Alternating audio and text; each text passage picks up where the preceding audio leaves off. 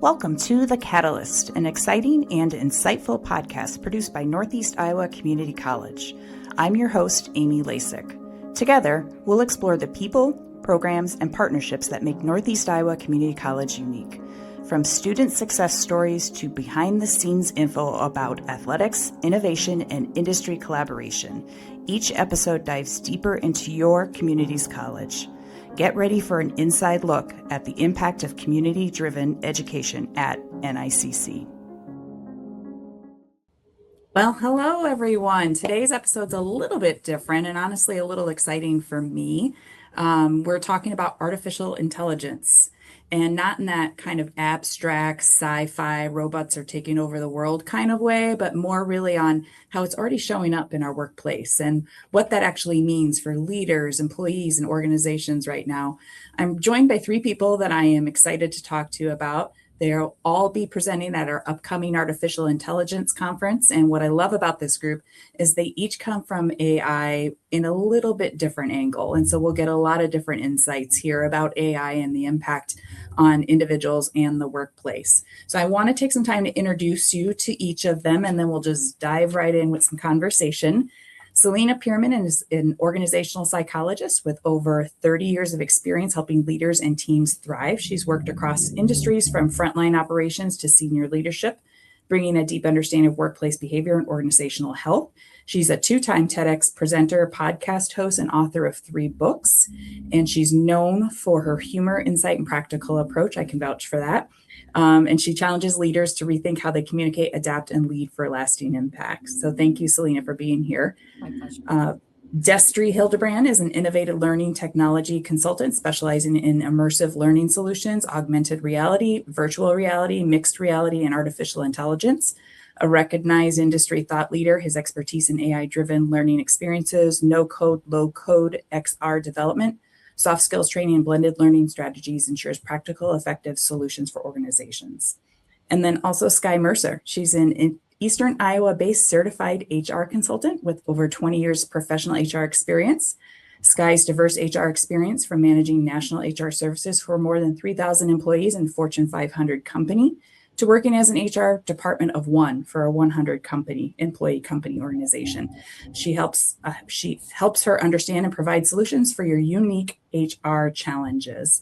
And so as you can see, we have a lot of talent on this podcast today, and I am super excited about jumping in on this. As I mentioned in our intro, we do have an AI conference coming up. I just want to really quickly plug the dates for that. February 12th, 8:30 to 3:30 at the Northeast Iowa Community College Piasta campus, and all 3 of our guests today will be speaking there. So all of that out of the way, welcome to all 3 of you. Thanks, Amy. Yeah, thank you so much. Yeah, so I'm just going to dive right in, and I might direct some questions to some of you, but I really want to hear from all of you for some of these. But the first one I'm going to direct Celina to your way. So you're an organizational psychologist. You work closely with people, their behaviors. When organizations are first talking about AI, what reactions do you tend to see from employees? Uncertainty, right? They want to play with it. They want it to make their work better, but they're just not quite sure what the boundaries are. Like, can I not? Like anyone who's already had that moment of like, should I ask it this or should I put this in? Should I put this in there? It's just this unknown, right? And those who are understanding the interface are getting there, but it's new territory for everybody. Yeah, and it's so fast. I mean, just 2 years ago, I was like, what's this AI kind of thing? So Destry, I'm curious from your perspective, technology, it's always been a fast growing machine, right? How far along are organizations really on what you're seeing in embracing AI, and what kind of advice do you have for them? Not very far along, to be honest with you. So I think a lot of organizations are still sort of taking a wait and see approach, even as most of the vendors that they have software through are really kind of pushing it pretty hard. So you mentioned how fast it goes. I can go to bed one night and it's version 4, and I can wake up the next day and it's version 5.2, right? So you always got to hope that it's going to work. I hope what I'm doing today is going to work based on what I thought it was going to do yesterday. And I think that, again, they're kind of taking a wait and see approach a little bit. I think that they know that it's not really going to go anywhere. It's not leaving. It's not going to be a flash in the pan kind of technology. So I think that they're really trying to sort of get a handle on, what it is, how I can use it, and how do we do it in the most responsible way possible, based on, whatever it is that we're doing, whether it's our IP, whether it's our, information, all of those types of things. So there's still a lot of unknowns. And, kind of like Celina said, there's just some, what should we do? What can we do? Those types of things. Yeah. So, in Skye, in your experience in HR, as Destery was talking about responsibility and moving AI into the workplace, when leaders say we should really be using AI, are there things from an HR perspective that you're like, oh, automatically we need to start thinking about this? Yes, absolutely. So from an HR perspective, I'm seeing similar to what Destry just described, where people may not be fully using the capability yet, and kind of we're in this almost what I would describe as a wait and see step in this evolution of AI. The biggest thing that I'm seeing is majority of employees using AI, but not necessarily knowing how to use it ethically. So I'm really encouraging the people I work with to make sure that they have a policy on ethical AI and that they're having regular conversations about what ethical AI is versus what may not be using it ethically. And then I also think we're in this period of time of upskilling while we wait for some of the software to be able to be used across platforms. That's a big barrier right now, is keeping security and confidentiality and being able to use some of the tools across platforms. So I'm seeing a lot of people building bots, GEMs or GPTs right now, which takes a lot of time to do. And then kind of upskilling and process mapping, change management, until we kind of see the next evolution. Yeah, that's great. And Celina, I know you were an early adopter of AI. It's been a couple years, and you created an avatar of yourself actually speaking. What did you learn through that process of diving in at the early stages, and what's happened since then? It's kind of like when a new technology comes out and you pay 10 times as much as it is available now, right? That's what an early adopter is. We pay way more to play with it. But, it was these initial questions of now we know it to be regular, but then like I type anything in and my avatar says it, which at that moment was, yeah, right? And who has access to it? Now we just see, right, how that has exploded. So for me, it's just been really interesting to watch the progression of that. And it's the explosion of that, right? So much more around. And so I learned, that piece of what am I comfortable with? How does this form? How do you test it out a little bit more? What are the applications? And then we just learned some stuff along the way. So the biggest lesson out of that was, now I'm more comfortable saying this is digital Celina. It's not the real Celina. Like I'm not trying to pass it off.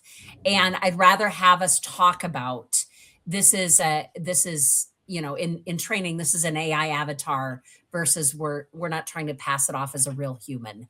That's probably just recently kind of a lingering piece with that, because I was really uncomfortable with it at first. Like, just put it out there as you. No, not.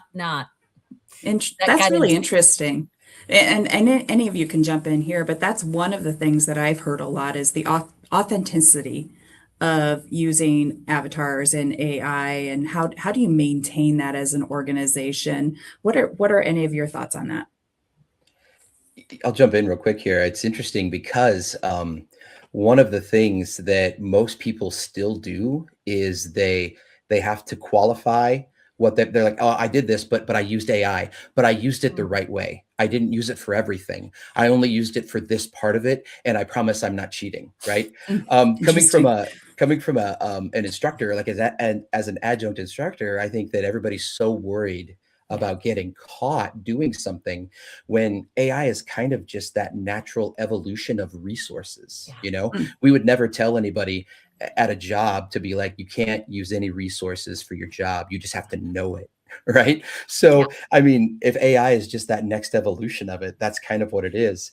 And I do have to say, Celina, you're not alone. I have a closet full of new You and I, adopted technology. I was a Zune guy, right? So for those of you old yeah. enough to know, I was a Zune guy inside of there.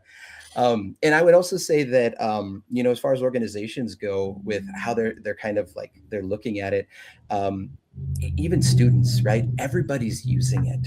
And if people think that they're not, I was at a conference maybe a year ago, and a whole bunch of academics were just like, we've told them not to. And I was like, that they're not listening to you, right? Like I don't want to be the guy to drop that mic here for you. But if you don't tell them how to use it, then they'll use it any way that they figure out. And whether you want to sort of direct them in a, as Skye said, a more ethical and useful way, as opposed to just maybe the last year and a half or so, every email that's been written is probably 90% AI at this point, right?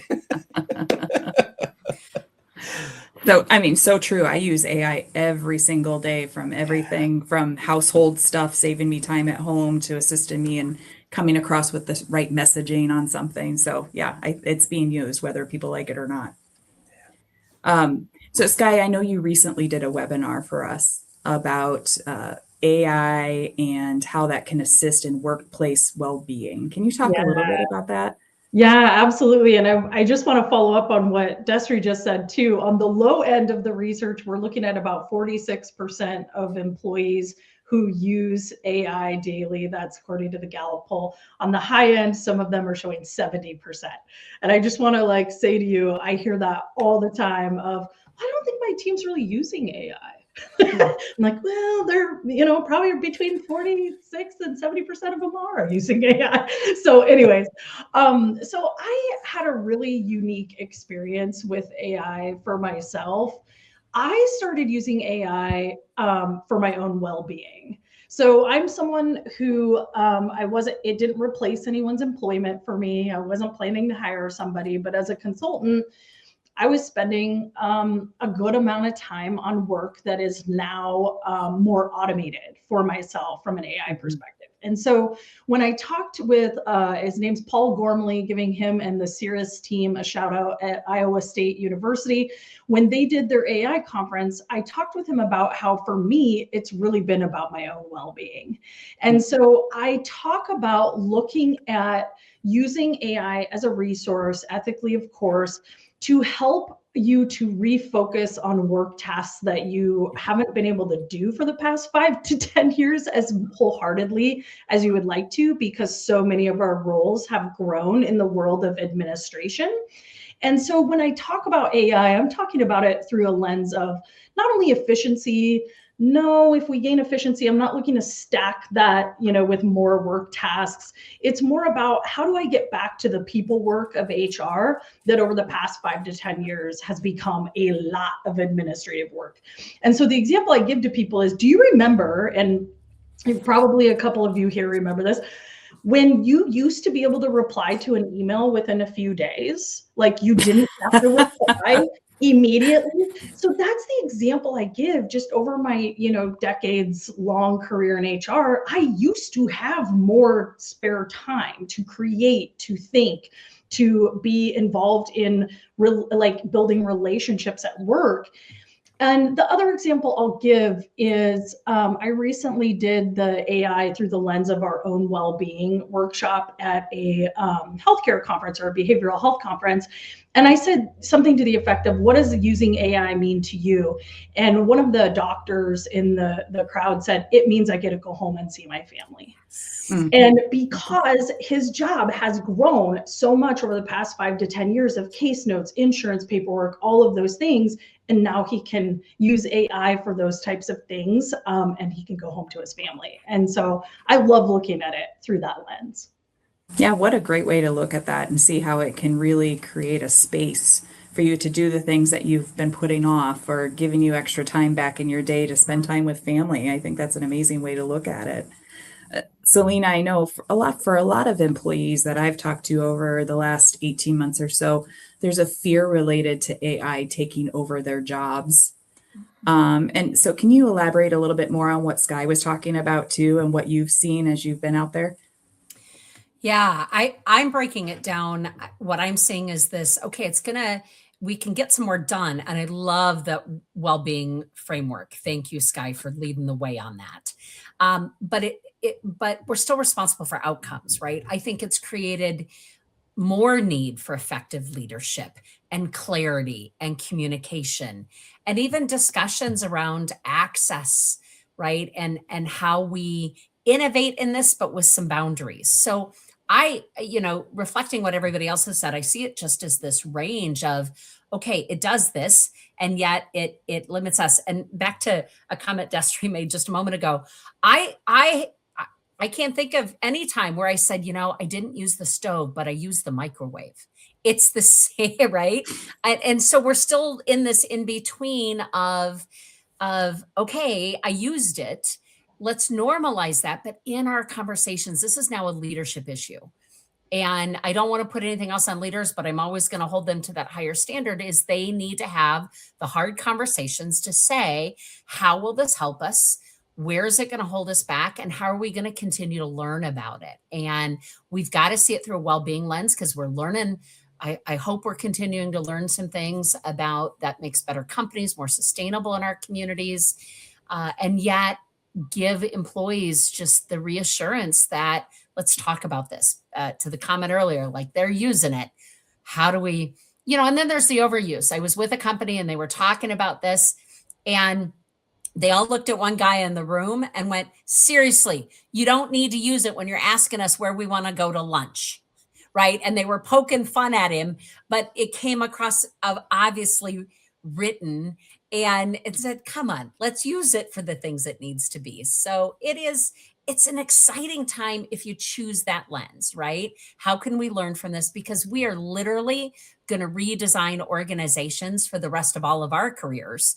And we want that to be as healthy for individuals, for companies, and for communities, right? Because we need good work right here. Yeah, it really feels like we're at a pivotal point with workforce and companies, and that AI can really help some of those companies escalate and just accelerate and move forward so quickly if they can take the time. And I really liked your comment on it's a leadership issue now. Yeah. And I'm going to be speaking about that at the conference. Yeah, absolutely. Yeah. Well, let's stick with that. And then Destery, I have a question for you. So what do you hope attendees will take away from your session at the conference? So I am taking on that conversation around leadership at the conference, so around ethics and around how we now understand this as a people challenge, not a technology challenge. So I'm going to be looking all at the behavior and what actually comes out of nudge theory. Like, how do I know I've now pushed it too far? And what are my guardrails to ask a question, to raise the topic so that we make really good decisions? That's great. Well, and Destery, I want to take a step back for those that are listening to us that are maybe part of that 54% that aren't using it all the time, or even 30%, whatever the percentages were. But I think there's still some confusion on what AI versus AR and VR and how they fit together. Can you help us navigate through that? You know what? Not even a little bit, because it all just blends together. Like if one thing starts, they're like, hey, you know what? There's this immersive technology that it's either a wearable technology or it's it's a technology we have in our phones, but it's enhanced by AI, right? So it's super easy to get confused with all of those different things. And I think one of the biggest pieces is that regardless of what technology there is out there right now, it is being enhanced through some sort of an AI component, right? Whether you're looking at the weather app, whether you're playing Royal Match, whatever it is that you're doing in your life, it is enhanced in some way through some sort of an AI component, whether we're privy to knowing that all the time or not. Just expect that that's kind of the case. So I think where people sort of, especially in the technology space, right, when we start looking at what technologies are doing what, how can we use them to maybe enhance not only what we do on a personal level, but also through what we could do at our organizations. I think that you always have to kind of look at it as this is an all-encompassing thing, and all of these pieces are probably going to be there. So that has to be part of the discussion that you have when you start bringing these types of things to your IT department, when you start, working with clients and suggesting things to them. Back to a point earlier that Skye had said, a policy is definitely needed because that's what's going to drive those conversations. And to what Celina said is that leadership has to show that this is what we want to do, right? We want to do it in a way that enhances what we do. It doesn't replace the people who are doing it. And I think that those two pieces are even probably more important than the technology itself in a lot of aspects.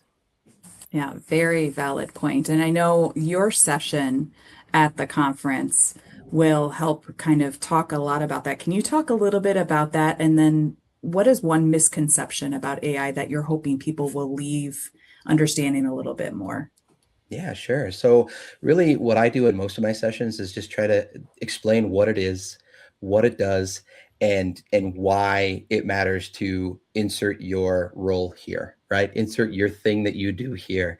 And I really just try to talk to people about, get comfortable, try it. It's okay. If you can't necessarily break anything.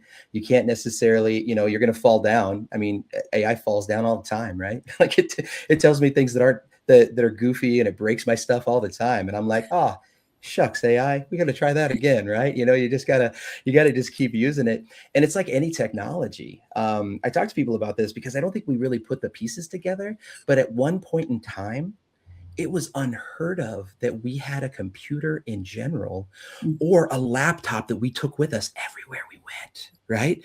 It wasn't that long ago that we got our first iPad, our first tablet, that we went from the little pill-shaped MP3 players to the iPod, to the iPhone, to the everything looks like an iPhone phone that we use now today. So the technologies that are like blowing our minds along the way, and this is what AI is kind of doing right now, it will at some point just be standard fare. It'll no longer be this sexy thing that we're like, whoa, what are we doing? It'll just be oh yeah, we'll just enhance that. Go ahead and pull up the LLM and we'll talk through that with them. And then we'll go that way. And everybody will be like, all right, like it's nothing. So I think that just getting folks to understand that this isn't our first rodeo. It's not my first rodeo. It's not any of their first rodeo either. They see it all the time. So, so I just want people to just get comfortable with it, because you got to get comfortable with sort of the uncomfortable, and to really look at it as a positive. This is something that we can use to get better. How can I upskill myself? How can I save time so that I can do other things that are important to me as well? In a world that's moving so fast, sometimes it's hard when the technology moves even faster. So yeah, and I think that's probably the biggest takeaway, just let's just do it. We got to just get in there. We got to get our hands dirty. The 52, 54% that aren't using it, get on that horse. We got to do this. I can almost hear you blowing the minds of all those teenagers out there that are like, Yes. What do you mean? What do you mean you didn't have a computer you could bring anywhere? What'd you do? Know. My kids ask me all the time who my favorite YouTuber was when I was a kid. And I was like, my back hurts. I got to go. I don't know what's happening. That's hilarious. I had a conversation with my son the other day about, we used to have to run to the restroom during commercials because if you didn't hurry, you'd miss your show and you have to wait for a rerun. He's like, what's a rerun? Anyways, so Skye, I want to hear a little bit about your session too, and what you're hoping people will get out of it, because the three of you are coming at very different angles, which I think is so cool about this upcoming conference. So can you talk a little bit about your session too? Sure. Yeah. I'm hoping that we get some hands-on practice time. I think when I've had sessions in the past about AI, the best outcomes from the session come from the participants talking to each other and showing each other how they're currently using AI. That's how I've gotten some really great ideas for myself in the HR world in how to use AI. So that's definitely an outcome that I'm looking for. I also want to share that I actually asked AI, I was like, when do you think HR consultants won't be needed anymore? So if you haven't done that yet, I'm curious what it says to you when you ask that. When am I going to be obsolete? I keep hearing all these things that I'm going to be replaced by an avatar, replaced by, a computer. When is that going to happen? And what was so interesting is AI said back to me, similar to what you are all saying, it isn't that you're going to go away. Sorry, you're not. You're going to shift to more of like an oversight role. So I give the example of, recruitment. Right now, it is still, including with AI, an extremely manual, complex process to recruit people. And, eventually I'll be at a point where I'm overseeing the computer that is handling a lot, if not all of the process, ensuring that in my mind, human decision making is still taking place, that I'm still mitigating bias, that I'm running audits to make sure the system isn't biased.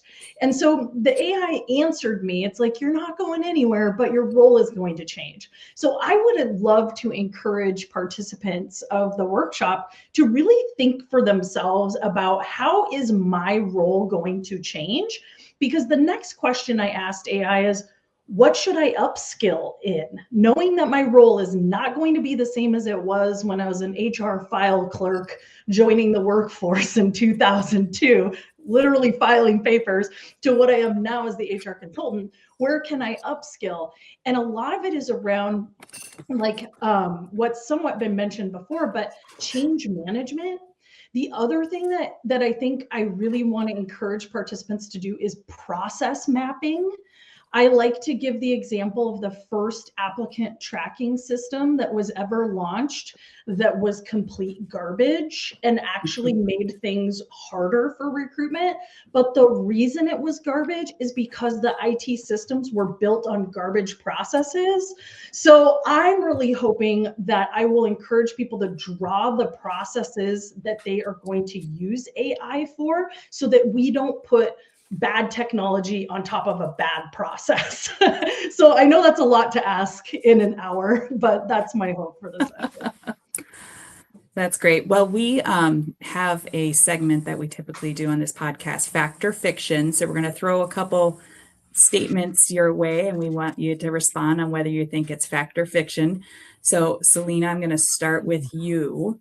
You need a deep background in coding or computer science to effectively use the most powerful new AI tools in your business. Is that fact or fiction?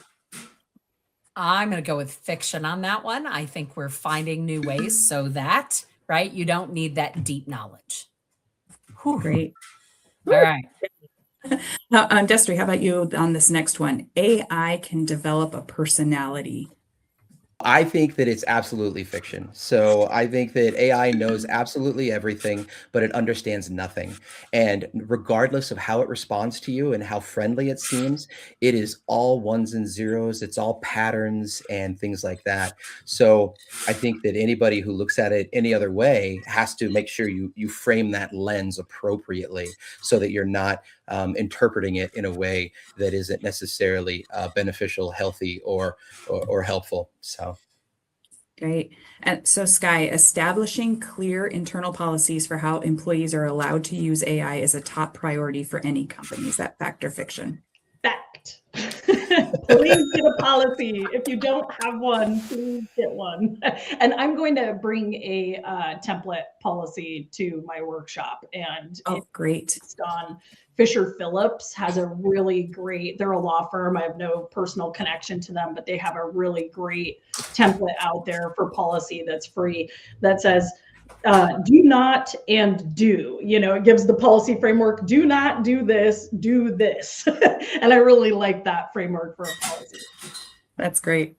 Okay, Celina, a simple one-sentence prompt in a tool like ChatGPT is sufficient to generate high-quality marketing content. I'm going to gonna go with fiction on that. Simple. You don't know the audience. It doesn't know all that stuff, right? You gotta fine tune it. You're gonna read it and make it yours. Great. And then going back to Skye, and then Destery, I'll come back with you for the last one. So Skye, companies that use AI strategically to automate repetitive tasks can expect to see an overall reduction in employee burnout. That's fiction because it's not going to work if we reduce everyone's overwhelm and get us back to like really working only 40 hours a week. And then we pile a bunch of stuff on. So no. All right. And Destery, this last one here. AI is essentially Google with just a few more perks. You should use it like you use Google. Is that fact or fiction? I'm going to go with fiction. I think that you need to use it a little more purposefully than that. Although you can get started doing it that way. Absolutely. Right. There's no wrong way to try something new. Right. There really isn't. I think sometimes organizations and us just as individuals forget that you don't learn everything overnight. It sometimes takes like, what do I look like after 2 weeks? What is my skill level? What should it be after 30 days, after 90 days, right? Like there's benchmarks that you have to set, regardless of how fast you want things to happen. Well, this has been the fastest half hour of my week so far. This has been a great conversation. And if anything, I've heard a couple of key things that while this might be an apprehensive time for some folks, it's also a very exciting time. And Destery, I think your last comment was perfect. Just jump in and give it a shot. You don't have to go in wanting to build a mountain. You can go in and just ask it a few questions and see what you come up with. So thank you all so much for your conversation. I'm really looking forward to the conference and hearing from all of you. And if you have not signed up yet for our AI conference, we would love to have you at NICC on February 12th, 8:30 to 3:30 at the Piasta campus. Tessa has put up our QR code for you, so you can go right there and get registered. And I want to thank our three guests again. Thank you so much for coming and being guests and sharing all of your thoughts on AI. Thank you. Yeah, thank you. And we'll see you here in a couple of weeks. Yeah. And Can't wait. For all of you listening to The Catalyst today, thank you so much for tuning in, and we will talk to you next time. Thanks for joining us on this episode of The Catalyst. If you enjoyed the conversation, make sure to follow or subscribe on your favorite podcast platform so you never miss an episode. Want to learn more about NICC and the many ways we support our students, partners, and community? Visit nicc.edu for more resources and upcoming opportunities. This podcast is produced by Northeast Iowa Community College and hosted by me, Amy Lasik, with executive producer Tessa Hill, producer Travis Hunt, and graphic designer Ashley Konzen.